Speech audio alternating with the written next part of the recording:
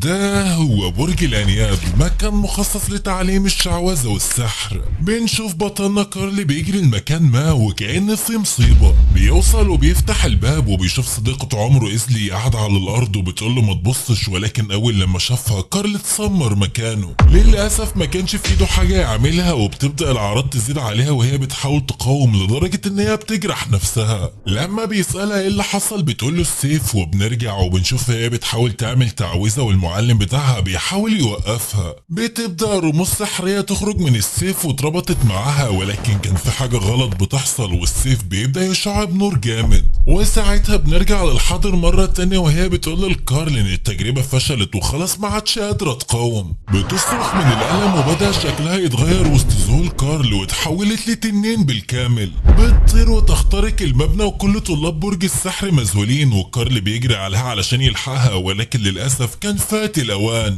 كل الطلاب والسحرة استعدوا للتخلص منها لأنها بقت بتشكل خطر عليهم، وبيبدأ كل واحد فيهم يفعل التعويذة بتاعته، وكل السحرة أطلقوا هجماتهم عليها. ولكن بيظهر كارل وبيفعل قوته وهجوم واحد بس ناحية كل الهجمات دي، بيحصل انفجار مهول وبالفعل بينجح انه يتصدى ليهم. ولكن للأسف إيزلي هربت من المكان وسابت وراها 1000 سؤال وسؤال.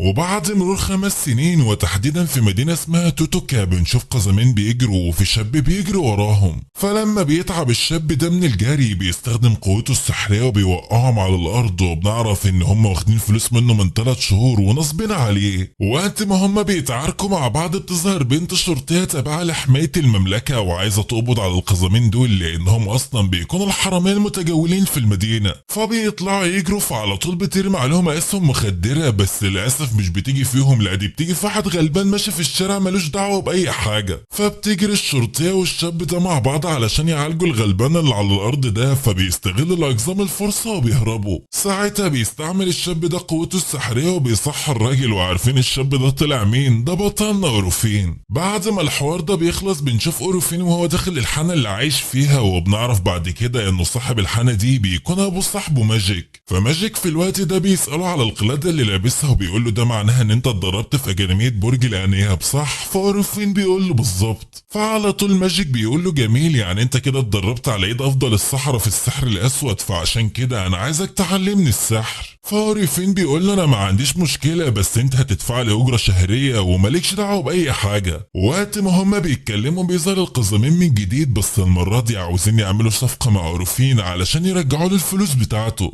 في الوقت ده بنشوف إيزلي اللي اتحولت لتنين، وبنشوف مجموعه من السحرة بيهجموا عليها من جديد، فبتطير بعيد عنهم وبتتجه لمدينة توتوكا. بنرجع لأوروفين والأقزام اللي معاه واللي بيكونوا في قصر أحد النبلاء لعائلة أوفروليستين، واللي بيكونوا رايحين هناك علشان يعملوا صفقة معاهم. وبعد ما بيتكلموا بتقوم الست واختها علشان يفكروا في الصفقة على انفراد، وعلى طول بيبدأ الجدال ما بين أوروفين والأقزام وبيبدأوا يتكلموا عن خطتهم الحقيقية. بعد شوية بتظهر بنت الست دي واللي اسمها كلو، بتقول لهم أنا سمعت كل حاجة انتوا قلتوها وحتى بلغت الشرطة عنكم. فعلى طول بيحاور أوروفين وبيقول لها احنا تبع جمعية الصحراء القارية، واحنا جايين هنا علشان نختبر السكان في مدى قدراتهم وتعاملهم ضد المحتلين. ولكن كلو مش عبيطة وبتقول لهم انا عارفة انكم كدابين بس يلا مش مشكلة، وبتنبهر لما بتشوف قوة أوروفين السحرية. وعلى طول بتقوله ان كان في ساحر بيجي هنا القصر قبلك من مدة طويلة علشان يقابل ابويا. بتبدأ توصف الشخص ده ليه، ومن الوصف بيتصدم أوروفين لانه بيطلع المعلم السابق بتاعه. وقبل ما الساحر ده يجي في حد جالنا من 5 سنين تقريبا علشان يسلم حاجة مهمة لابويا، واللي كانت عبارة عن سيف سحري محطوط في صندوق. فبيقول لها أوروفين معقول، وفي نفس اللحظة بيسمعوا صوت حاجة بتخبط جامد بصوت عالي، فبيطلعوا يجروا بسرعة على مكان الصوت، وهناك بتكون المفاجأة. بيطلع ان سبب الصوت ده هو أزلي صاحبة أوروفين القديمة، واللي اول لما بيشوفها أوروفين بيجري عليها وبيقول لها أزلي انت فاكراني؟ انا طول المدة اللي فاتت دي وانا بدور عليكي، بس ولا كأنها تعرفه، وبتبدأ تستخدم قوتها السحرية على الصندوق اللي في السيف، وبتاخد السيف بعد كده وبتطير. لما بيجي السحرة يستعملوا قوتهم السحرية علشان يوقفوها بيهاجموا أوروفين وقتها وبيوقعوا بتاعهم على الارض. بيجي بقى السحرة وبيوجهوا ضرباتهم على إزلي، ولكن بنشوف اورفين وهو بيستخدم قوته السحرية وبيحميها من الهجوم. فعلى طول اورفين بيقول لهم ما تضربوهاش، دي بتكون إزلي، وفي اللحظة دي بتستخدم قوتها وبترمي تعويذة على اورفين، بس بينجح في النهاية انه يتصدى لضربتها وبتطير إزلي بعد كده لبعيد. بنرجع فلاش باك للماضي قبل 5 سنين، وتحديدا في أكاديمية برج الأنياب، واللي كانت بتضم أقوى السحرة من حيث القوة وأفضل فصيل للسحرة دول كانوا المدرب تشايلد مان. بنشوفه هو واقف في النص وبيأمر الطلاب ان هم يوجهوا تعويذاتهم السحرية عليه، وفعلا بيبدأ الطلاب واحد ورا التاني ومش بيقدروا يعملوا اي ضغط على المعلم بتاعهم اللي بيتصدى لقواهم السحرية بكل سهولة، لحد ما بيجي دور بنت اسمها إزلي واللي بتستخدم تعويذة قوية جدا، وده مختلف عن التدريب بتاعهم. على طول بيتصدى اورفين لتعويذتها مع المعلم وبيقول لها اورفين لازم تهدي شوية يا حاجة، انت ده مجرد تمرين مش اكتر. بيقول لها المعلم انت لازم تقدمي نص اعتذار على اللي عملتيه ده. وبعد ما بيرجعوا لاوضتهم بتبدا صاحبتها لتشيا تعاتبها وتقول لها لو عملت مشكله تاني فصل المعلم هيختفي. ده حتى طلاب الفصول التانيه بقوا بيكرهونا بسبب اعمالك دي، فهدي شويه بقى على نفسك وحاولي تاخدي المواضيع ببساطه. بعد شويه بيظهر واحد صاحبهم بيكون مخترع روبوت صغير علشان يستعمله في الحروب. لسه الواد قاعد يمدح في الروبوت بتاعه فرحان فيه، وعينك ما تشوف الا النور بينزل عليه اورفين بحديده كانت في ايده بيفرتكه وبيقول له اورفين انت ما انتش فالح غير في التجارب الفاشله. بنرجع للحظر من جديد وبيكون اورفين والقزمين محبوسين في اسم الشرطه. بنشوف الاقزام بيقولوا له يلا استخدم قوتك السحريه وطلعنا من هنا، مش كل ده بسببك، وخصوصا لما الكل شافك وانت بتتكلم مع التنين الوحش ده. بيقول لهم اورفين ما تقولوش عليها وحش، هي اصلا كانت بشريه. وبيبدا اورفين يتكلم ويقول لهم انا وإزلي انضمينا مع بعض لبرج الانياب من الميتة مباشره، ولو كنا لقينا اسر تهتم بينا ما كناش رحنا للمكان ده. وبعد ما تحولت إزلي لتنين اختفت فجأة، وعشان كده بدور عليها واخيرا لقيتها بعد المدة دي كلها. ولو فضلت مش عارف نوع السحر اللي استعملته مش هقدر اعمل لها حاجة. وفي اللحظة دي بيظهر صاحبه هارتيا وبيقول له ان المعلم تشايلد مان مستنيك، وبياخده وبيمشوا لحد ما بيوصلوا للمعلم. وهناك بيفتكروا اورفين لما اكاديمية برج الانياب اختلقت جنازة من وحي الخيال لإزلي علشان الكل يفتكر ان هي ماتت، بس في الحقيقة كانت عكس كده خالص وهي لسه عايشة اصلا. فالأكاديمية خافت ان سمعتها تبوظ، وخصوصا لما حد يعرف ان في طالبة عملت تجربة وفشلت والنتيجة لكده اتحولت لتنين وهربت، وده هيبقى وصمة عارها تدمر البرج للأبد. وبيتضايق اورفين وبيقول له انا عايز افهم دي هتبقى وصمة عار ازاي؟ انتوا عارفين ان هي كانت من افضل السحر اللي ظهرت من اول ما البرج اتأسس، ومش بس كده لا دي كمان كانت خبيرة في السحر الاسود واتقنت السحر الابيض كمان. فبيقول له عندك حق هي كانت رائعة فعلا. فبيرد اورفين وبيقول له هي ايه اللي كانت، ما هي لسه عايشة يا عم،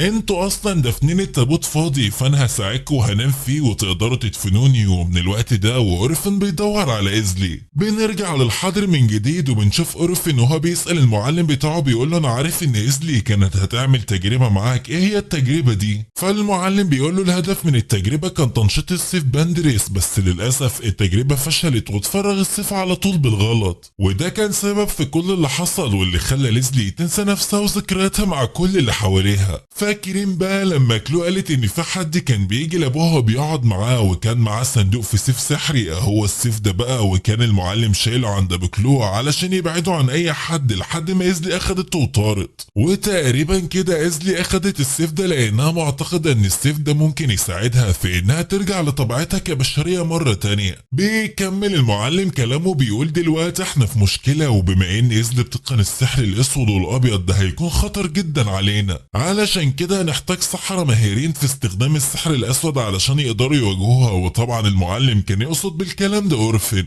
بيكمل المعلم كلامه وبيقول احنا هنشكل الليله فرقه علشان نحاول نسيطر على إزلي. انا كنت حاطط جهاز تعقب في السيف قبل ما اديه لعيله ايفرستن علشان اعرف اتعقبه في اي وقت. وفعلا بيرجع اورفين للحانه وبيجهز حاجاته علشان يمشي، وبعد كده بيروح لقصر عيله ايفرستن علشان يصلح الدمار اللي عملته إزلي. وبالفعل بيستخدم قوته السحريه السحرية وبيرجع كل حاجة زي ما كانت، وبعد ما بيخلص بتديله كلو خاتم فضة هدية كان في ساحر مديه لأبوها قبل كده، وأول لما بيشوفه أورفين بيعرف إن الخاتم السحري ده ممكن يحمي صاحبه من أي مشكلة بس بيستخدم لمرة واحدة. بيقول أورفين لكلو إن الخاتم ده كان بتاع إيزلي، ولما بيجي يمشي بتسأله كلو راح فين، فبيقول لها رايح الحق إيزلي قبل ما حد يقتلها. وبالفعل بعد كده بيرجع أورفين لبرج الأنياب، ومن هناك بيمشي مع المعلم وفريقه في طريقهم لليزلي، وبيكون معاهم سحر بيتقن مهرة السحر الأبيض. بيقعد أورفين يفكر هيواجه السحرة دول كلهم ازاي، وخاصة المعلم بتاعه لأنه عايز يحمي إيزلي على عكس نية السحرة اللي عاوزين يقتلوها، وعشان كده بيسيبهم أورفين وبيشق طريقه هو علشان يوصل لها قبلهم، وبيفضل ينادي أورفين لما بيوصل لحد ما بتظهر له. بس وعلى عكس المتوقع بتهجم عليه. هو انت فاكرني هقولك انها تسمعه؟ وبدأت تستخدم قوتها السحرية في الهجوم على أورفين. فبيحاول أورفين يحمي نفسه بس مش بيقدر لأنها بتكون جامدة برضه. بس في اللحظة دي بيظهر المعلم والسحرة اللي معاه وبيهجموا على إيزلي. وقتها بيبدأ مستخدم السحر الأبيض يعمل شوية تعويذات وبيهجم عليها برضه، بس بتظهر المفاجأة وبتستعمل إيزلي قوتها السحرية وبتحرقه في لمح البصر. بيكمل السحرة هجوم على إيزلي، وفي الوقت ده بيشوف أورفين السيف اللي كان مع إيزلي واقع على الأرض، فبيطلع يجري عليه وبياخده، بس غرضه مش إنه يهاجم بيه. أورفين كان عايز يتخلص من السيف علشان المعلم ما يعرفش يوصل لمكانها مرة تانية. فعلى طول المعلم بيبعت هاريتيا ورا أورفين، وأول لما بيوصل لأورفين بيقول له الوحش اللي انت بتحاول تنقذه ده لسه قاتل صاحبنا كروموكون دلوقتي. ولما بيحاول هاريتيا ان ياخد السيف من أورفين بيرفض، وبتبدأ ما بينهم حرب سحرية. ولكن فجأة القتال بينهم بيقف، ومرة واحدة كده بتظهر كلو الأغصان بيجروا من دب كان بيطاردهم، فبيستعمل أورفين قوته السحرية وبيقتله. وبيبص أورفين لهاريتيا وبيقول له اللي انت بتقوله مش غلط، بس انا هعمل الصح وهحافظ على حياة الباقيين. لما بيرجع أورفين لمكان إيزلي والسحرة بيلاقي الكل مرمى على الأرض ومش فاضل غير المعلم تشالدمان هو اللي صامت بس لحد دلوقتي. ولما بتيجي إيزلي توجه الضربة القاضية للمعلم بيظهر أورفين وبيساعد المعلم في آخر لحظة. المعلم ساعتها بيستخدم السحر بتاعه علشان يضرب إيزلي، ولكن أورفين ساعتها بيستخدم قوته وبيصد الضربة بتاعت المعلم. هو انت مع مين فيهم؟ فبيتضايق المعلم وبيقول لأورفين انت شاب عظيم وهتكون الخليفة من بعد يا أورفين. وفجأة بيضرب أورفين بسيف في بطنه وبيقول له ما تقلقش هعالجك أول لما أخلص المهمة دي. على طول بيمشي المعلم ناحية إيزلي وبيوجه لها الضربة القاضية وبيقطع عليها، وبيعالج أورفين بعد كده اللي بيطلع يجري على جثة إيزلي اللي اتحولت لأشلاء مرمية في كل مكان. في الوقت ده بنرجع فلاش باك للماضي قبل 5 سنين، وتحديدا في برج الأنياب اللي كان بيضم أقوى السحرة اللي موجودين في العالم في الوقت ده. وبنعرف إن إيزلي كانت أخت أورفين باعتبار إن هم اتربوا مع بعض في ميتم واحد، وكانت إيزلي من أذكى السحرة اللي موجودين في البرج. كانت بتلقب بساحرة الفوضى، وكانت كل ما تدخل مع أورفين في تدريب كانت بتهزمه، وبعدها بتقول له يا حاج أورفين انت على نظامك ده مش هتقدر تفوز في أي صراع.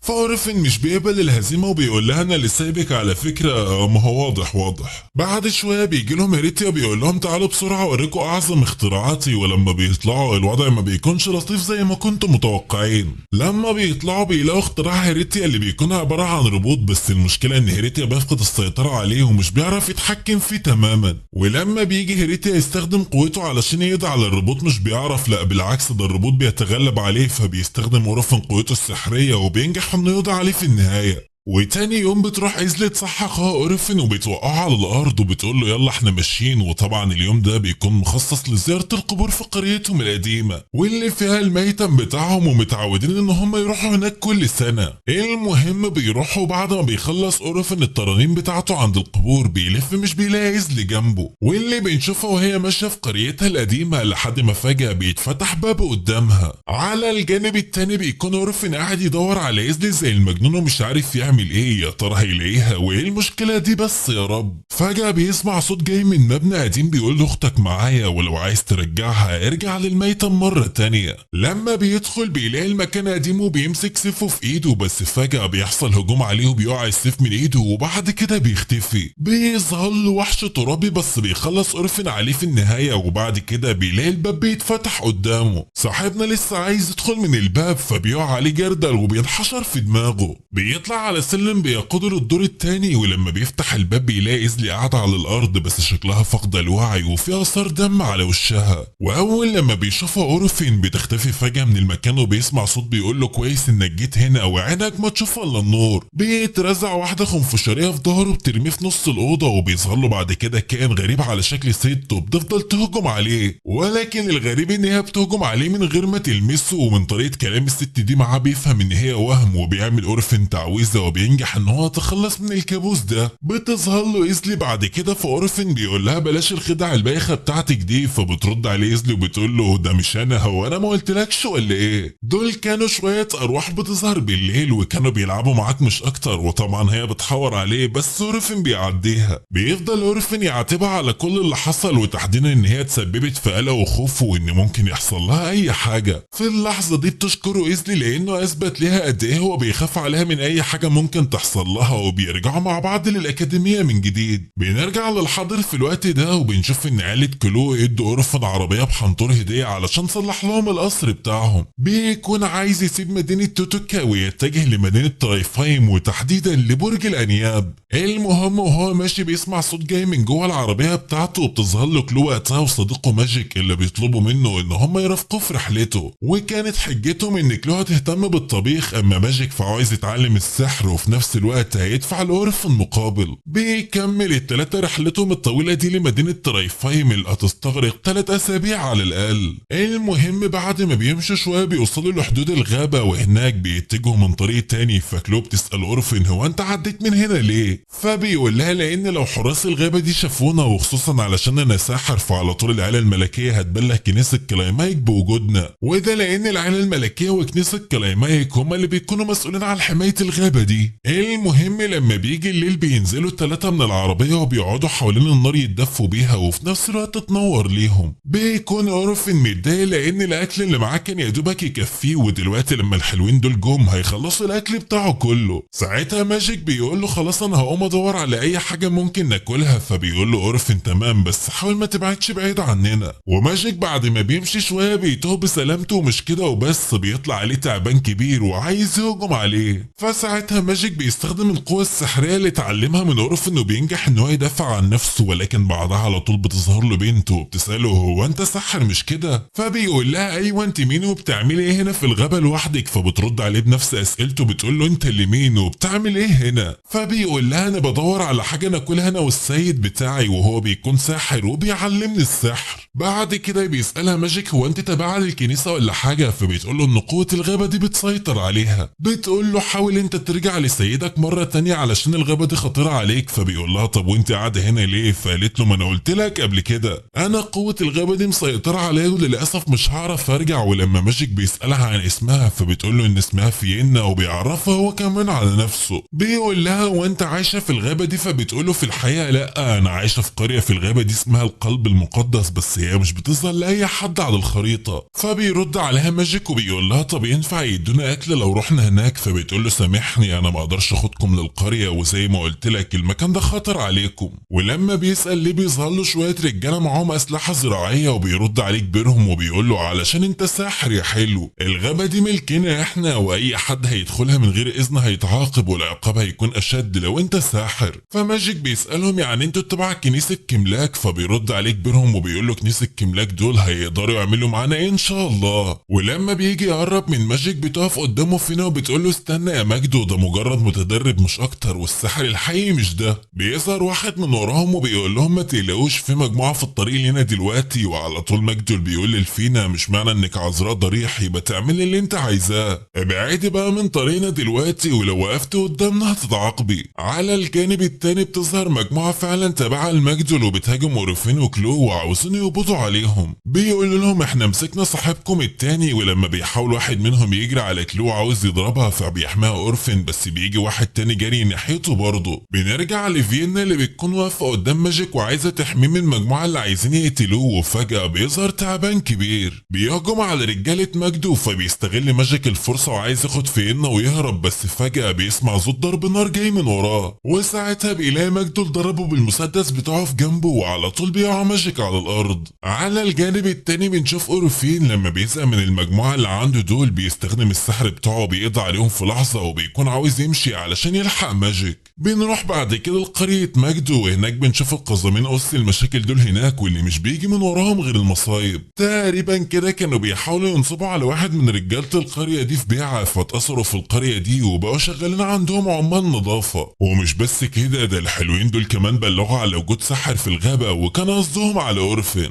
بعد شوية بيروح لهم واحد من رجالة القرية وبيشكرهم لأن معلوماتهم كانت دقيقة بخصوص وجود السحر في الغابة، وبيسيبهم وبيمشي. بنروح لأورفن وكلول بيوصل لحدود القرية، ولما بيشوف أورفن العلم اللي متعلق على البرج بيفهم إن رجالة القرية دول تابعين لتنين العمق، وعلشان كده مش بيكرهوا حد في حياتهم قد الصحراء. بعد شوية بيقرب أورفن وكلو أكتر ناحية القرية، وهناك بيتفاجئ أورفن بوجود ضوء غريب بيظهر فجأة، وبعد الضوء ده بيظهر تنين العمق فعلا. التنين ده اسمه فنرير، واول لما بيشوف أورفن بيتسمر في مكانه وهو مذهول، وعلى طول اول لما سكان القرية بيشوفوا التنين ده بيروح ناحيته. في اللحظة دي بيطلب أورفن من كلو ان هي تروح لأقرب مركز حراسة وتحكي لهم عن اللي حصل، وتفضل هناك لحد ما أورفن ينقذ ماجيك من ايد الناس دي. فبتسمع كلو الكلام وبتمشي، بس في اللحظة دي بتحصل مشكلة، وهي ان ماجدول قابل أورفن وشافه، ولما بيجي ماجدول يضربه بالمسدس بتاعه بيجري أورفن بس بيحصله، وبيبدأ أورفن يستعمل قوته السحرية في مواجهتهم. ولكن فجأة ومن غير أي مقدمات بيظهر تنين العمق من وراهم، وبيكون أورفن في موقف لا يحسد عليه. المهم بيأسروه بعد كده وبيفقد وعيه، وبيدخل في عملية تنويم مغناطيسي قوية جدا بسبب القوة السحرية لتنين العمق ده. بعد شوية بنشوف أهل القرية وهم متجمعين وبيطلبوا الحماية من التنين بتاعهم. وقتها بتظهر فيينا واللي بتكون المتحدثة باسم التنين ده، وبتقول لهم إن الكارثة عدت بسلام، وبتقول لهم اهدوا وتقربوا منه، ولو السحر ده ظهر تاني هقضي عليه نهائيا. بنرجع تاني لأورفن وهو نايم وبيشوف فيينا قدامه وبتعتذرله، بتقول له اسفة ان انا خليتهم يهاجموك، ما كنتش اعرف ان التنين هيحاول يشوهك. ما تقلقش انا هحاول اعالجك بقوتي السحرية على قد ما اقدر، ولكن بلاش تعارض ماجدو لانه ماسك زمام كل حاجة في القرية. ولما أورفن بيفوق بيدخل على ماجدو وبيسأله عن اسمه، ولكن أورفن بيرفض.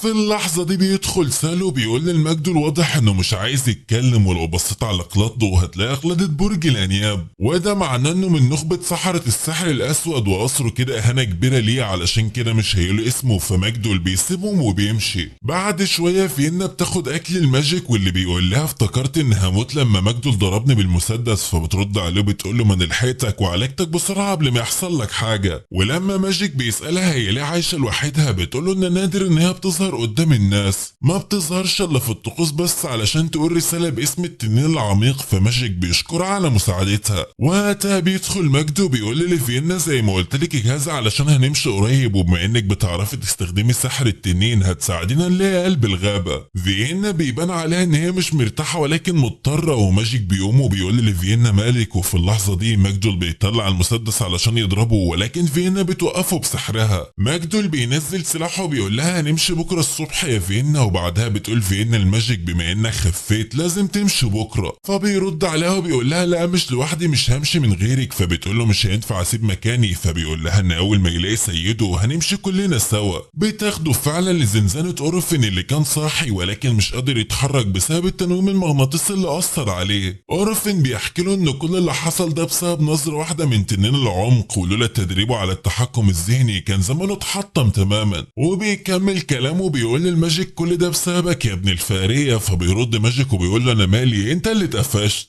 أورفن بيحرجه بيقول له بلاش تعمل سوبرمان قدام البت وكده. فماجيك بيتحرج ووشه بيقلب الوان، وأورفن بيشكر فيينا على مساعدتها، وخصوصا ان مفيش بشري كان هيقدر يعالجه بعد ما تعرض لهجوم من تنين العمق. أورفن بيكون متضايق من القزمين اللي عرفوا ماجدو بمكانه، وهو نايم بيدخل سالو وبيسأله عن اسمه. ولما أورفن بيرد سالو بيطلع سكينة وبيهجم عليه، وماجيك بيحاول يمنعه ولكنه بيفشل. قبل ما الضربة توصل له أورفن بيتحرك بسرعة وبيبدأ صراع عنيف مع سالو. وفي اللحظة دي كلوب توصل ومعها 3 حراس لحدود القرية، ولكنهم كانوا مترددين يدخلوا. فبتقول لهم كلو صحابي جوه وانتوا عايزين تستنوا الصبح. الصبح احد الحراس قال لها احنا لازم نبلغ العيله الملكيه، فكلو ردت عليه وقالت لهم انتم مسميين نفسكم حراس، وقررت تدخل لوحدها. بنرجع للصراع بتاعنا تاني، وسالو بيطلع سيفه واورفن بيتفاجئ بيه لانه من النوع الزجاجي النادر جدا ومش موجود منه غير 8 في العالم. وساعتها اورفن بيستنتج ان هو معلم موت زي معلمه القديم تشايلد مان، ولكن فجاه كلو بتضرب سالو على دماغه من ورا فبيقع، واورفن بيقول لها شاطر يا كلو، بس ايه اللي جابك هنا؟ مش قلتلك تستنيني في مركز الحراسه؟ في اللحظه دي فينا بتظهر وبتقول لاورفن اهرب دلوقتي وخد معاك ماجيك وسالو، واورفن بيسالها وانتي؟ فبترد عليه بتقول له مش هاجي، انا هفضل هنا. سالو على الرغم من انه معلم مات من كنيسه كيملاك ولكنه الوحيد اللي بيعاملني بلطف، علشان كده انا عايز انقذه وانا هكمل مع ماجدول وندور على قلب الغابه.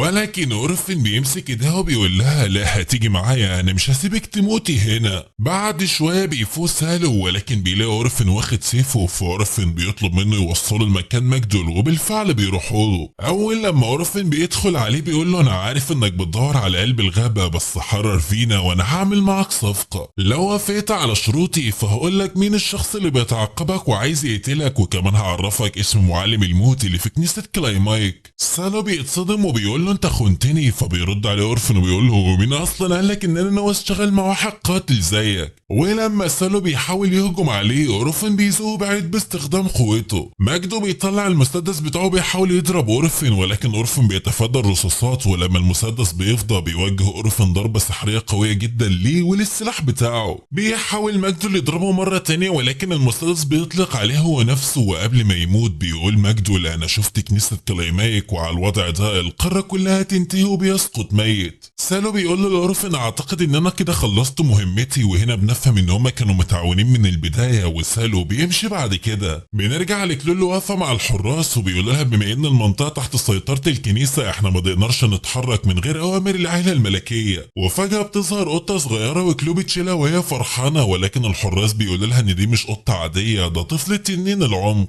بيتخضوا ليكونوا امها هنا وبيجروا ويسيبوا كلول لوحدها، وفي الوقت ده بيكتشف سكان القريه موت ماجدو. بيقفوا قدام بيت فينا وبيقولوا لها ساعدينا مش عارفين نعمل ايه. وقتها بيظهر اورفن وبيقول لهم موضوع حياتكم اختاروا بنفسكم، اما موضوع عذراء الضريح فحرروها وسيبوها في حالها، لكنهم بيقولوا له لا احنا هنروح للغابه ونحقق هدف ماجدو. فبيرد اورفن وبيقول لهم بلاش قلب الغابه هو ملجأ التنين وهتموتوا كلكم، ولكن على عكس المتوقع بيقولوا له يعني انت عارف المكان، يمسكوا الكلب ده هو اللي هيوصلنا. بيجروا وراه اورفن بيطير جري، واول لما بيشوفهم وراه في اللحظه دي بتوصل رساله تنين العمق لدماغ فينا وبيقول لها القريه دي لازم تتعاقب، هسيب لك وقت تهربي. فبتبص لماجيك وبتقول له لازم تمشي وتعمل اللي اتفقنا عليه. ماجيك بيمشي وبيوعدها انه هيرجع لها تاني، واثناء ما اورفن بيهرب فجاه بيخبط في ماجيك والاتنين بيطلعوا لمكان عالي، بيمسكوا في ايد بعض وبيعملوا تعويذه سحريه وفي ثواني بيختفوا من المكان. على الجهه التانيه سالو بيروح لفيينا وبيقول لها يلا نمشي ودي اوامر اورفن. اورفن بيظهر في مكان تاني بعد نجاح خطته، وفجاه بيحصل انفجار ضخم في القريه وبيظهر تنين العمق هو اللي كان عامل الهجوم. واول لما اورفن بيشوفه بيتسمر في مكانه، وفي اللحظه دي بتظهر كلو وهي شايله طفل تنين العمق. التنين بيبص لسكان القريه وقال لهم انتوا ارتكبتوا اعمال محرمه وعشان كده نهايتكم قربت. وفجاه بيطلق طاقه سحريه جباره بيمسح بها مجموعه من اهل القريه في لحظه. على طول اورفن بيمسك القلاده بتاعته وبيوجه ضربه سحريه قويه جدا ناحيه التنين، ولكن النتيجه كانت صفر ولا حتى اثر فيه. كلو بصت له وسالته طب وبعدين هنعمل ايه؟ فرد اورفن وقال لها التنين ده خطير يقدر يعرف اي فكره في دماغنا، وده اللي مخلي الموقف صعب جدا. التنين بيبدا يقرب منهم بخطواته، فبيمسك اورفن الطفله بتاعته وقال له امشي بسرعه وهسيب لك ابنك. لكن التنين رد بسخريه وقال له اعمل اللي عجبك، انا اقدر بسحري احيي اي حد ميت دلوقتي وهمسح القريه دي كلها. اورفن بيقول له ما ينفعش تعمل كده، سكان القريه دول كلهم بيحترموك. ولكن التنين بيرد انا مش مهتم بالكلام ده، مشكلتي ان هم عاوزين يوصلوا لقلب الغابه. اورفن قال له خلاص ماجدو مات عايز ايه تاني؟ فالتنين رد عليه وقال له لسه باقي القرويين عايزين يرتكبوا نفس الفعل المحرم ويروحوا لقلب الغابه. ساعتها اورفن قال له بشجاعه لو هتأذي اي حد ابدأ بيا انا الاول، وطلع مسدس وضرب التنين، ولكن الضربه ما اثرتش فيه تماما. في اللحظه دي التنين استخدم قوته وسيطر على عقل اورفن، ولكن اورفن قدر يتخلص من تأثير السحر وفهم نقطه ضعفه ان التنين ما يقدرش يستخدم سحر ولو ما كانش شايف اللي حواليه. على طول امر اورفن ماجيك انه ينفذ خطته وخلى التنين واقف اعمى مش شايف اي حاجه، واورفن شحن قوته ورمى مسدسه ناحيه التنين وحصل انفجار قوي جدا اطاح بيه على الارض. لكن المفاجاه ان التنين قام تاني، والاغرب انه ناداه باسمه القديم كارل. انا عارفك كويس وبسبب وعدي الناس يعرفوك هسيبك وامشي. اورفن فكر في نفسه ان مفيش حد بيلتزم بوعوده بين البشر والتنين غير معلمه تشايلد مان، ولكن التنين كمل كلامه وقال له قبل ما ارحل القريه دي لازم تتدمر. في اللحظه دي ظهرت فيينا وقربت منه وقالت له كفايه، لو حاولت تموتهم هستخدم قوتي لحمايتهم وحتى لو دي هتكون نهايتي. التنين اتعصب وقال لها انا غلطت لما اخترتك وخلاص وجودك ما بقاش ليه قيمه، واستخدم السحر وسيطر عليها اللحظات وبعدها سابها. كيلو رفع الطفل التنين لفوق وقالت له يلا وريك قوتك، وفعلا الطفل اطلق ضربه سحريه رهيبه دمرت تنين العمق نهائيا. وبكده اتحررت فيينا اخيرا ومبقاش حد يتحكم فيها، وشكرت ماجيك على المجهود اللي عمله هو والسيد بتاعه علشان يحموها من التنين. وبعد ما الاحداث دي كلها بتخلص اورفن وماجيك وكلو بيكملوا طريقهم علشان يروحوا لبرج الانياب تاني. بنروح لبرج الانياب وهناك الكل في حاله ارتباك كبيره بعد مقتل شيخ البرج، وعايزين يعرفوا مين اللي ورا العمله دي، وفي نفس الوقت محتاجين يختاروا خليفه جديد مكانه. فورتي بيقابل ليتشيا وبيقول لها ان شيخ البرج اتقتل واللي عمله مش اي حد، ده حد من برج الانياب بنفسه. وبيكمل كلامه ان في تقرير وصل بيأكد ان كارل قابل المعلم تشايلد مان، ودي كانت اخر مره شافوا فيها اي حد قبل ما يختفي المعلم تماما بعد الموقف ده. على الجانب التاني كلو قاعده اخده راحتها بماجيك ومبهدله بطفل التنين اللي معاها واللي قاعد يعمل تعويذات سحريه غريبه. اورفن بيروح لرئيس مركز الحراس وبيحكي له عن اللي حصل، فالرئيس بيقول له انا هتغاضى عن اللي عرفته واعتبرني ولا شفتك ولا سمعت اي حاجه، عشان لو الكنيسه مسكتك بصفتك ساحر هتكون محظوظ لو فضلت عايش بعد التلطيش والضرب اللي هتشوفه هناك. بعد الكلام ده بيطرده بره المكتب وبيقول له يلا امشي انا مش عايز مشاكل، يلا امشي من هنا وشوف لك طريق بقى. اورفن بيلاحظ ان القلاده بتاعته مش موجوده وفجاه بيسمع صوت جاي من المكتب، فبيجري بسرعه وبيلاقي الرئيس مقتول. بيلاقي ورقه متعلقه على الحيطه مكتوب عليها مين الخليفه والقلاده بتاعته متعلقه هناك، واورفن بيبدا يفكر ويتساءل مين اللي عمل كده ومين هو فعلا الخليفه. بعد كده بيروح يقعد جنب العربيه بتاعتهم وبيظهر ساحر غامض وبيوجه ضربه قويه جدا عليه وشكله برضه من برج الانياب. ماجيك بيحاول يهجم عليه باستخدام قوته ولكن الساحر ما بيتاثرش اطلاقا، وبعدها اورفن بيرجع يقف على رجله تاني، ولكن لما الساحر بيهجم على اورفن وماجيك وكلو الكل بيتاثر ما عدا كلو. بيبان ان السبب طفل التنين اللي معاه لانه بيحماها من ضرباته، واورفن بيحاول يهجم على الساحر ولكن بيكتشف ان هو قوي جدا. كلو بتحاول تستخدم قوه طفل التنين اللي معاها ولكن الساحر بيدافع عن نفسه، ولما بيجي يهجم على كلو ماجيك بتظهر ليتشيا من وراه وبتغزه بضربه خفيفه بسكينه وتقول له امشي انت وانا هاخد كارل معايا. اورفن بيتصدم لما بيشوف وش الساحر لانه نسخه طبق الاصل منه وهو صغير ايام البرج، وبيكملوا كلهم طريقهم لحد ما بيوصلوا لمنطقه برج الانياب. ليتشيا بتقول للاورفن ان على فكره فورتي عنده تقارير بتقول انك المشتبه فيه في مقتل الشيوخ. بعدها بيروحوا البيت ليتشيا وهناك ماجيك وكلو بيتفرجوا على صور اورفن زمان وذكرياته في الميتم قبل ما يروح للبرج. اورفن بيشوف ليتشيا خارجه فبيسالها هي رايحه فين، فبترد عليه ان هي لازم تروح لفورتي وتثبت ان هو مش القاتل اللي مشتبه فيه، وكمان بتقول له بلاش يروح للبرج دلوقتي. بيجي الليل واورفن واقف لوحده وبيسمع صوت فجاه جاي من ناحيه النافوره، ولما بيروح لهناك بيلاقي السحر اللي شبهه تماما واقف. السحر بيقول له ان لازم ترجع للبرج بقوتك القديمه، ولكن بما انك سبت البرج من 5 سنين ده هيفضل وصمه عار في تاريخك، والسؤال يا ترى هتاخد وقت قد ايه لحد ما يعترفوا بيك تاني. بيكمل السحر كلامه بيقول له انا شبح من الماضي اسمي الحقيقي كارل، اما انت فبقيت دلوقتي اورفن. بنروح لليتشيا وهي رايحه تقابل فورتي وبتقول له بص يا فورتي كارل مش هو اللي قتل الشيوخ، هو عمل اغتيالات كتير قبل كده بس جريمه زي دي لا، لان ده مش طبعه. لو شفت المشتبه فيه بنفسك هتلاقي نسخه طبق الاصل من كارل زمان قبل 5 سنين، اما كارل الحالي فبيكبر وشكله اتغير خالص. فورتي بيرد عليها باستغراب ويقول لها ان انت عايزه تقولي لي ان في نسختين من كارل، فبترد عليه بثقه وبتقول له ايوه تقريبا كده. فورتي بيسالها طب قوته ومهاراته مهاراته في القتال، فليتشيا بترد عليه بتقول له مفيش حد في البرج كله هيقدر يقف قصاده دلوقتي. زي ما انت عارف هو كان الخليفة المثالي حد الشفرة، والمعلم تشايلد مان قضى سنين وهو بيجهزه للمنصب ده. بنرجع بقى لأورفن اللي واقف قصاد النسخة اللي شبهه بيسأله انت مين بالظبط، فبيرد عليه بيقول له انا كارل الطالب بتاع تشايلد مان اللي اتعلمت منه فنون القتال والاغتيال، وبالمناسبة ايزلي كانت عايزاني انا. أورفن بيتصدم وبيقول له مستحيل الكلام ده، وفجأة النسخة دي بتعمل تعويذة سحرية وبتختفي من المكان، ولكن الغريب ان كلو كانت واقفة وراهم ويبدو انها سمعت الحوار كله. في اليوم اللي بعده أورفن بيقابل ليتشيا ومعاها بنتين، الكبيرة فيهم اسمها تيفس والصغيرة اسمها باتريسيا. الاتنين دول طلابها اللي بتعلمهم السحر، وتيفس بتقوله هي متحمسة على فكرة في قزمين دخلوا هنا لما شافوك رايح للقصر، كان بيقولوا ان هم جعانين وانا شكيت فيهم وحبستهم في اوضه وقفلت عليهم. أورفن بيروح لهم وبيقول لهم بصوا يا جماعه انا هطلب منكم خدمه وفي المقابل هسيبكم تخرجوا من هنا، والخدمه كانت ان هم يراقبوا شبيه أورفن ويتابعوا تحركاته، والقزمين بيوافقوا، ولكن فجاه بتظهر كلو بتقول لهم هو انتوا بتعملوا ايه هنا؟ بغبائهم الفظيع بيكشفوا الخطه كلها قدامها، والاسوأ ان شبيه أورفن كان قريب منهم وسمع الحوار بالكامل. أورفن بعدها بيروح يقابل ليتشيا وبيبداوا يتكلموا عن حال البرج، وخصوصا ان مبقاش شغال فيه غير فصل المعلم تشايلد مان اللي بيعلم السحر بشكل طبيعي، والباقي خلاص خرج بره الخدمه تماما. دلوقتي مبقاش فاضل غير ليتشيا وفورتي، لان كوموكرون مات في حادثه من شهرين، وهيريتي قاعد في مدينه توتوكا، وايزلي كمان اختفت من الساحه. اما المعلم تشايلد مان فاختفى على الانظار من اكتر من شهرين، وغيابه ده تسبب في فوضى كبيره جدا في البرج،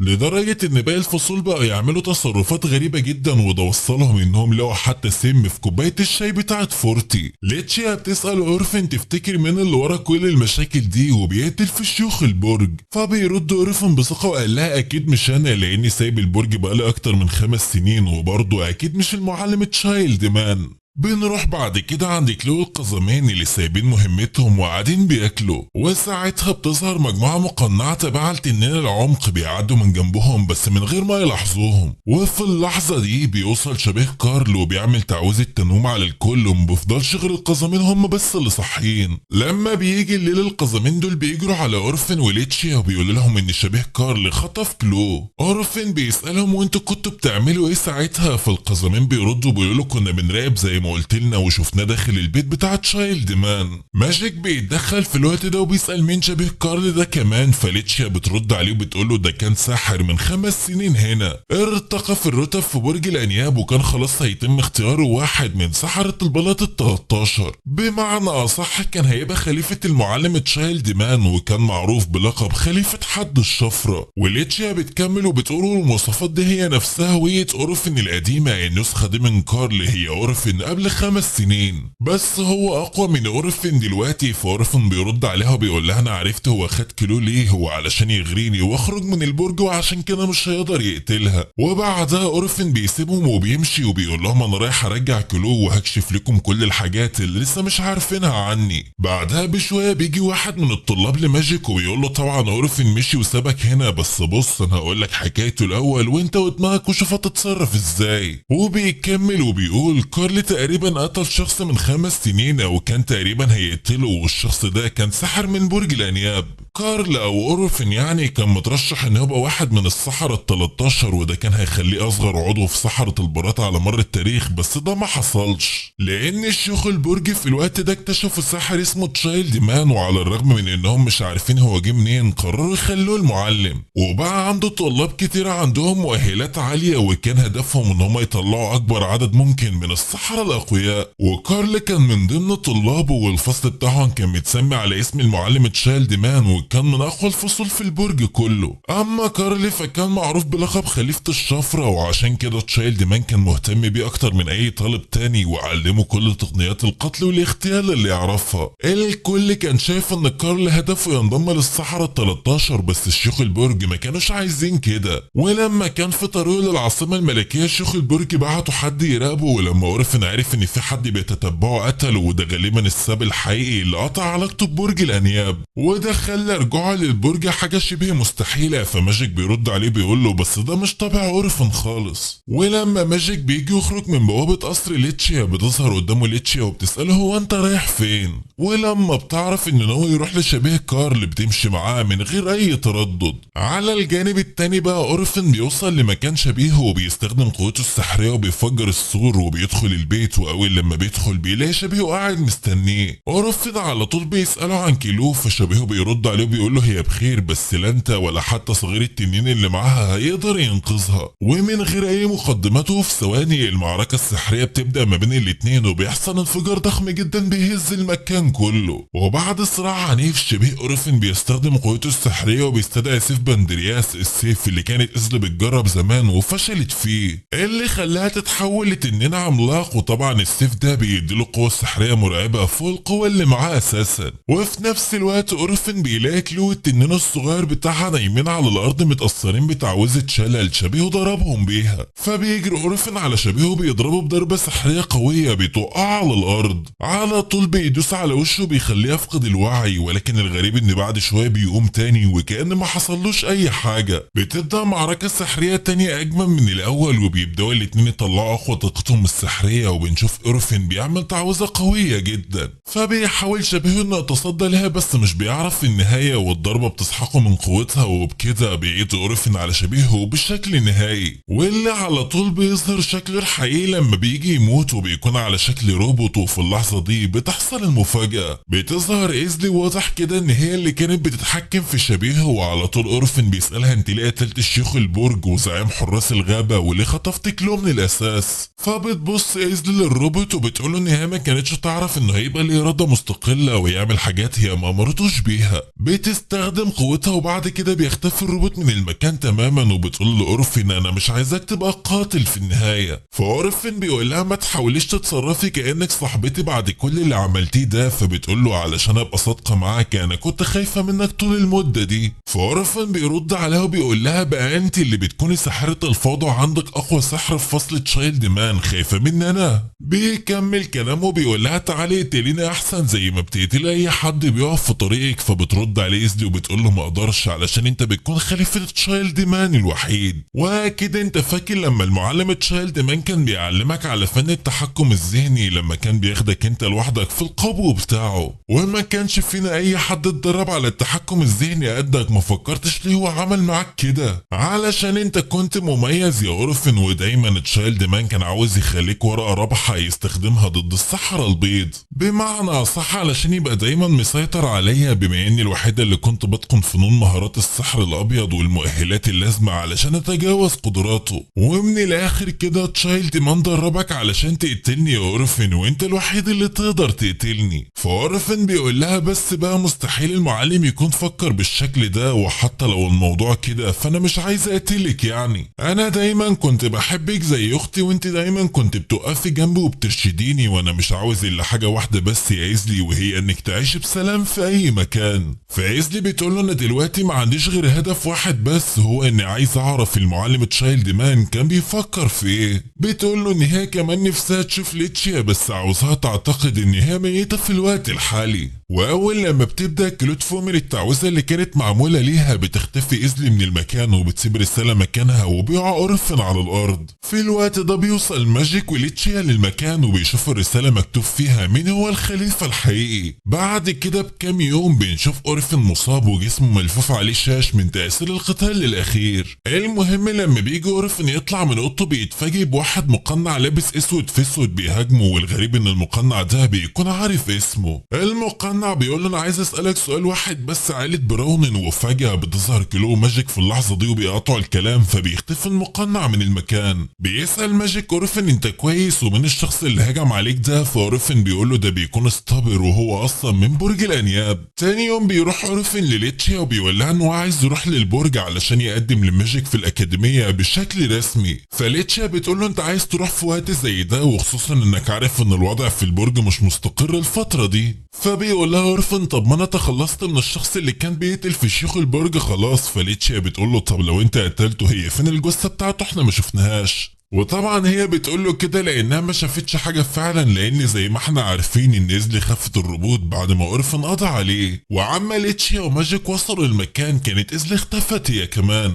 اورفن ساعتها بيقول لها شبيه اللي انا حاربته ده كان مجرد دميه قاتله، واللي بتكون عباره عن دميه بتستخدم في قتل السحره، وبيبقى مكتوب على جسم الدميه دي حروف رونيه، وعلى طول بيبدا السحر يتفاعل فيها بمجرد ما الحروف دي بتتكتب عليها، وبكده بتقدر الدميه دي انها تستعمل السحر، بس لازم يكون في حد بيتحكم فيها. فعشان كده ليشيا بتقول لأورفن لو الموضوع زي ما انت بتقول مين بقى اللي كان بيتحكم في شبيهك، فبيسكت أورفن شويه مع انه عارف ان ازلي هي اللي كانت ورا كل ده، هي اللي ورا قتل شيوخ البرج ورئيس حراس الغابه. بس في الاخر أورفن بيقول لها ما اعرفش الصراحه، فليتشيا بتقول له حاسه انك مش بتقول الحقيقه، بس عموما خلاص. بعد كده ليتشيا بتوري له ورقه بتثبت براءته من الجرائم اللي اتنسبت ليه طول ال5 سنين اللي فاتت، وفي نفس الوقت أورفن مخسرش رتبته في البرج والفضل كله يرجع لليتشيا في النهايه. بتقول له ليتشيا ان ده كان احدث سجل في البرج عنك، بس لازم تاخد بالك انك لو تسببت في اي مشاكل تانية في البرج في الحاله دي انت لازم بقى تواجه ستايبر. بعد كده أورفن بياخد ماجيك ومعاه ليتشيا وبيروحوا لبرج الانياب، وهم في الطريق أورفن بيسال ليتشيا انت فاكره ان في حد بيكرهك ولا حاجه؟ فبتقول له ليتشيا ما اعتقدش، فأورفن بيقول لها خلاص لو حد نصب لنا كمين ولا حصل لنا اي حاجه في طريقنا فده هيكون بسببي. ولسه ما خلصت الكلمه ومن غير اي مقدمات بيلاقوا طب بيتحدف عليهم، ولما بييجوا ينزلوا من العربيه بتاعتهم بيظهر لهم مجموعه مقنعين لابسين اسود في اسود برضه وكمان متسلحين. فأورفن بيفهم ان دول تبع عقائد التنين، فبيقعد يرتب مع ليتشيا هيضربهم ازاي، بس اهم حاجه من غير ما يموت حد فيهم، وبيوزعوا الادوار ما بينهم. ولكن اول لما بينزلوا من العربيه بيخلص أورفن عليهم لوحده، وحتى ما بيسيبش ليتشيا تعمل اي حاجه. بعدها بيروح لواحد فيهم وبيقول له انتوا هاجمتونا ليه؟ فالمقنع بيقول له علشان ننتقم لاصحابنا اللي انت ذبحتهم. واول لما أورفن بيسمع الكلمه دي بيستغرب، بيقول له ذبحت ايه وذبحت مين يا عم؟ انت هتهزر معايا؟ انا ما عملتش حاجه زي كده اصلا. وفي اللحظه دي بيظهر واحد اسمه هيدرانت من وراهم بيستعمل قوته السحريه وبيقطع رقبه المقنع علشان ما يتكلمش اكتر من كده. فالكل بيتفاجئ وبيبص ناحيته، فبيلاقي المعلم داخل عليهم وبيقول له لأورفن اكيد انت تعرفني صح؟ فأورفن بيقول له ايوه عارفك طبعا، بس انت ليه قتلته؟ فهيدرانت بيقول له انا اقدر اقتل الناس مش زيك. وفي اللحظه دي لما بيجي أورفن يهجم عليه بيختفي هيدرانت من قدامه وبيظهر وراه، بيقول له مفيش داعي تتضايق. وبنعرف بعد كده ان هيدرانت ده بيكون واحد من القادة العليا اللي موجودين في البرج.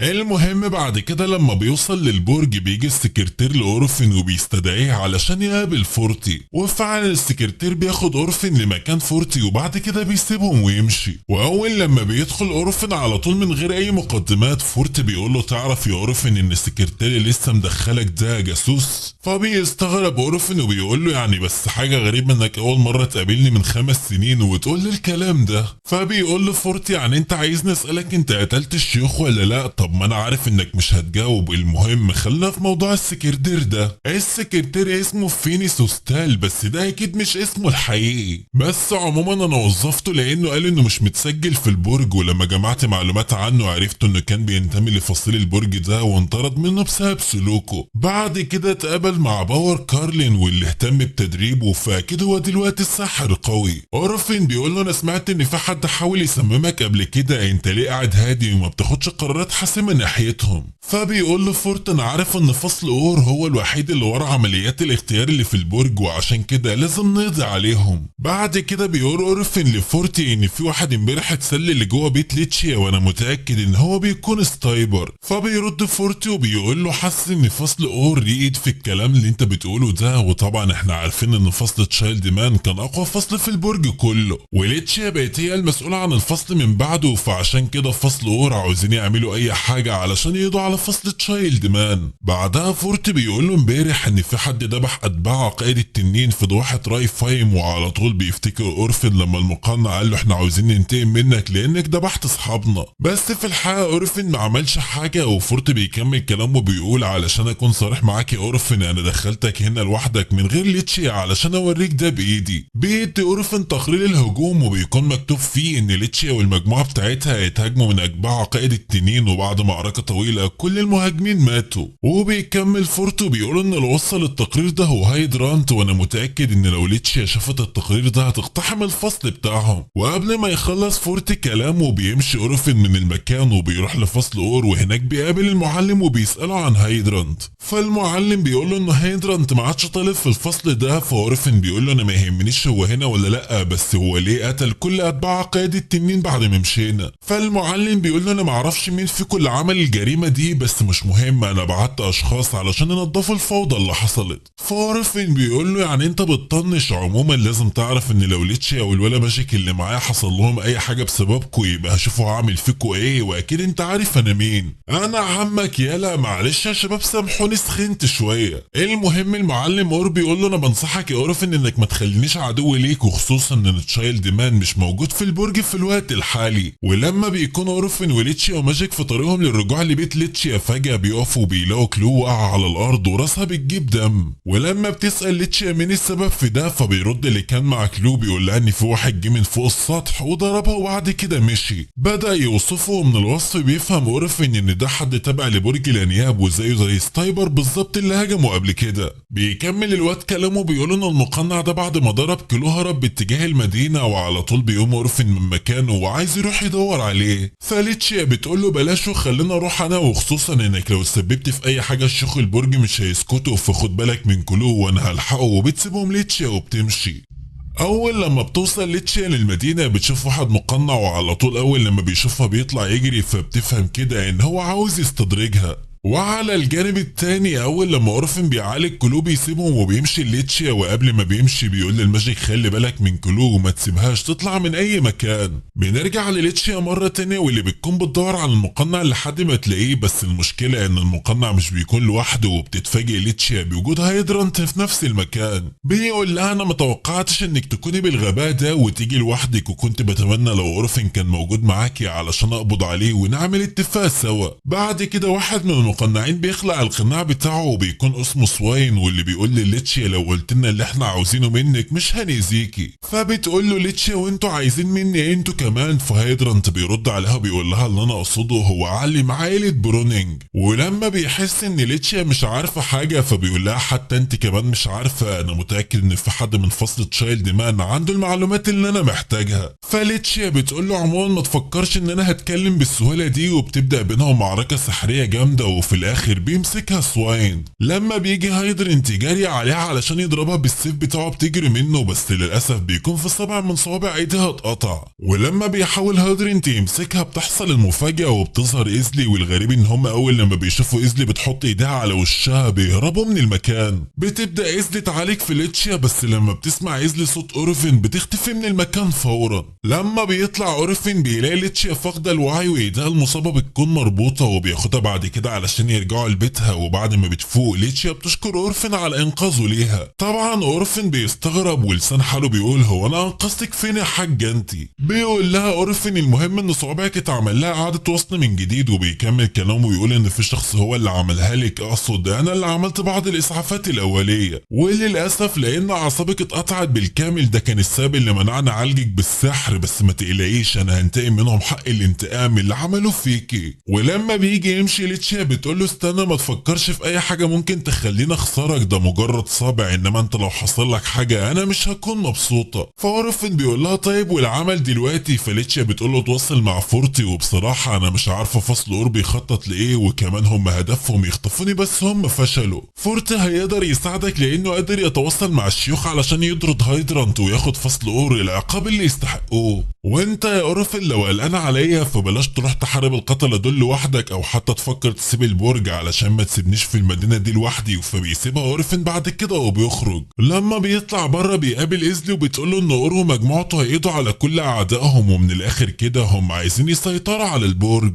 ولازم تبقى عارف اننا مش الهدف اللي هم محتاجينه، بالعكس هدفهم هو نص العلم الخاص بعائله رونينج. وبعد ما النص ده كان موجود في البرج الكنيسه خدته من تاني واديته لاكتر عائله مرموقه من قاده الكنيسه، العائله دي هي عائله برونينج. وبعد كده انتقل النص التابع لعقائد التنين، واخر حد امتلك النص ده كان هو تشايلد مان. واللي مخلي فصيل اور عايز النص ده لان الكتاب بيحتوي على اسرار تخص السحر، وبمجرد ما ياخدوه هيبقوا اقوى فصيل في البرج وسيطروا على البرج كله. وده السبب اللي خلى مجموعة اور يهاجموا اتباع عقد التنين وليتشي علشان يعرفوا مكان النص. ولازم تعرف ان اور هيبدأ في تنفيذ خطته الليلة، وهيبدأ بانه يتخلص مننا انا وانت وليتشي وفورتي. والحاجة الاهم بقى ان النص دلوقتي مع تلميذك ماجيك وتقدر تستعمله لو عايز تعمل اتفاق مع اور، وبتختفي بعد كده ايزلي. لما بيروح اورفن يقابل ماجيك بيلاقيه مع النص، فبيقول له جبت الكتاب ده منين؟ فماجيك بيقول له لقيته قبل كده في قصر تشايلد مان. على طول اورفن بياخد ماجيك وكلهم على البرج الانياب علشان يحطوا حد لكل المشاكل اللي تسبب فيها اور وطلابه، وفي نفس الوقت يهاجموهم قبل ما يهجموا هم عليه. بيستعمل اورفن قوته السحريه وبيدخلوا جوه البرج لان الحراس بيكونوا واقفين على باب البرج من بره. على طول بيتجه اورفن لغرفه الحراسه، وهناك بيتفاجئ لما بيلاقيش حد هناك وبيقعد يفكر يا ترى راحوا فين.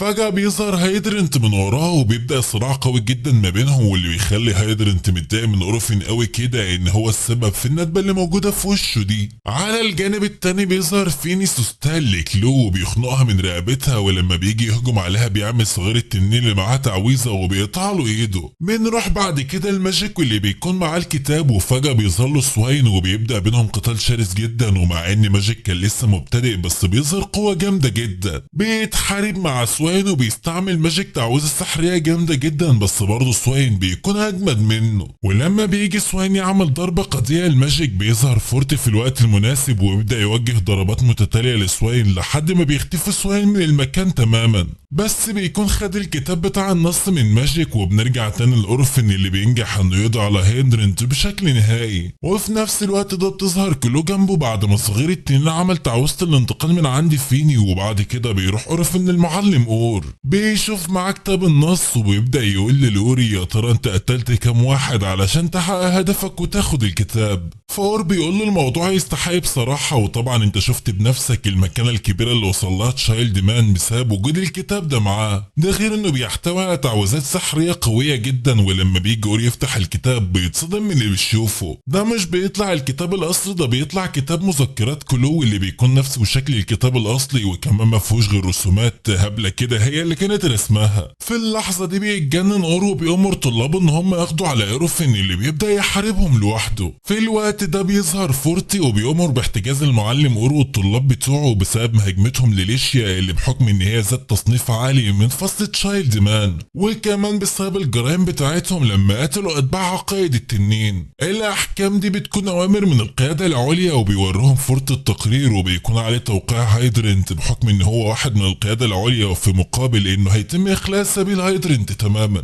بعد كده فورتي بيقول للأور ايه مش عايز توقف المعركة لحد كده ولا عايز نسحقك مكانك؟ فبيرد عليه اور وبيقول له انت يا فورت عايز تهاجمني بالمجموعة اللي معاك دي؟ في اللحظة دي بتظهر ايسلي وبتقول له ايه انت مش عامل حسابي ولا ايه؟ وعلى طول بيهجم اورفن على اور وبيقضي عليه. بتكمل ايسلي عليه هو وطلابه وبتعمل تعويذة النسيان علشان تقضي عليه بذكرياتها، وبكده بيكونوا اتخلصوا من اور بشكل نهائي. بعدها ايزلي بتختفي مرة تانية، بس بيكون في دماغها حاجة، هل دي علشان خاطر صحابها ولا عشان المعلم بتاعها تشايلد مان، ولا الحاجة دي متعلقة اصلا بنهاية العالم. وعشان كده رحلة اورفن مكملة لحد ما يتم كشف اللغز ده. وبس يا اساطير كده يكون الانمي بتاع النهاردة خلص. ما تنساش تعمل لايك للفيديو ده وسبسكرايب في القناة وتصلي على الحبيب المصطفى. اللهم صل وسلم وبارك على سيدنا محمد وعلى آله وصحبه اجمعين.